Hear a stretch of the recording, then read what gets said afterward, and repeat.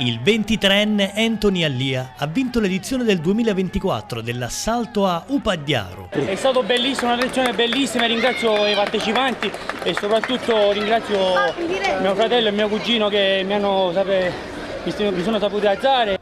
La tradizionale scalata dell'albero della Cuccagna che si svolge nel villaggio Bordonaro di Messina nel giorno dell'Epifania.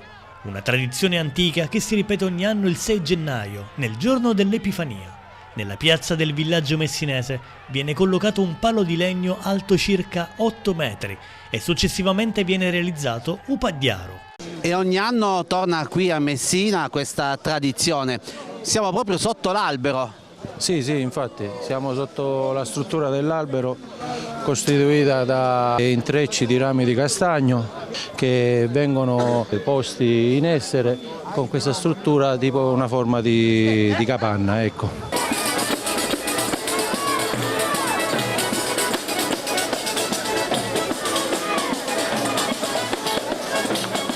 I rami e le foglie per la grande intelaiatura vengono raccolti qualche giorno prima sui monti Peloritani. L'involucro viene innalzato e coperto da fogliame di acacia e addobbato con mandarini, arance, ciambelle e dischi colorati. Sulla sommità viene collocata la croce con altri addobbi che andranno al contendente che per primo riuscirà a raggiungere la cima del Pagliaro.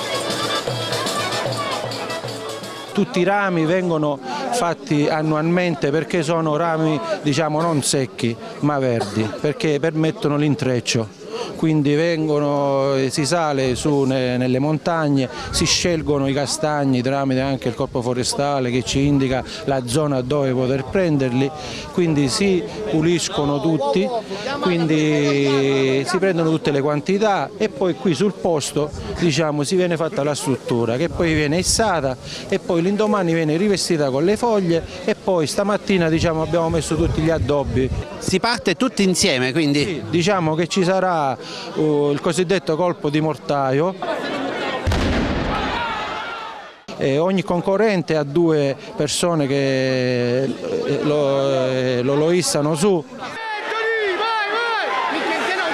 in maniera tale che poi chi è che arriva, che riesce ad aggrapparsi ed arrivare su in cima, chi tocca prima la croce è il vincitore.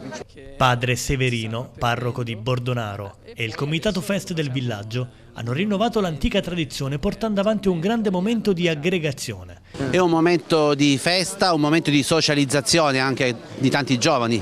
Di più, giustamente, è un momento di recuperare l'identità di Bordonaro, perché per avere un'identità ci sono alcuni punti che tu devi vivere, tu devi sentirti bordonarota. Allora quando c'è il Pagliaro, ogni bordonarota che sta fuori si sente bordonarota in questo momento, è per questo che loro tornano. Da poco si inizia? Si inizia, siamo pronti.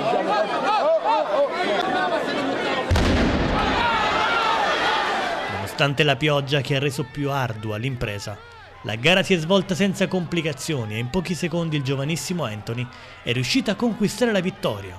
Per lui è la seconda vittoria su 3 gare disputate. Bellissimo veramente. A chi dedichi questa vittoria? A tutti i partecipanti e soprattutto a mio nipote e a mio figlio. E siamo in compagnia del vincitore di questa edizione d'Upagliaro. Anthony, quanti anni hai? 23. Sappiamo che non è la prima volta che partecipi e non è nemmeno la prima volta che vinci. Sì, questa è la seconda volta che vinco, però è la terza volta che partecipo. Ma come si fa a vincere? Sei riuscito a salire in pochissimi secondi in cima a Upagliaro? Le devi mettere tutte, soprattutto sono gli alzatori che sono bravissimi a spingere là sopra e è una bellissima emozione per salire. Quindi tutto dipende dalla spinta iniziale? Dalla spinta che mi dà sia mio fratello che è qui con noi e mio cugino. Bisogna toccare la croce, che è questa? Sì, bisogna toccare la croce, il primo che la tocca vince. Una croce particolare perché vediamo gli agrumi, il pane, addirittura la salsiccia. Sì, è una bellissima croce, una bellissima tradizione che speriamo che rimane sempre ogni anno che ci sarà.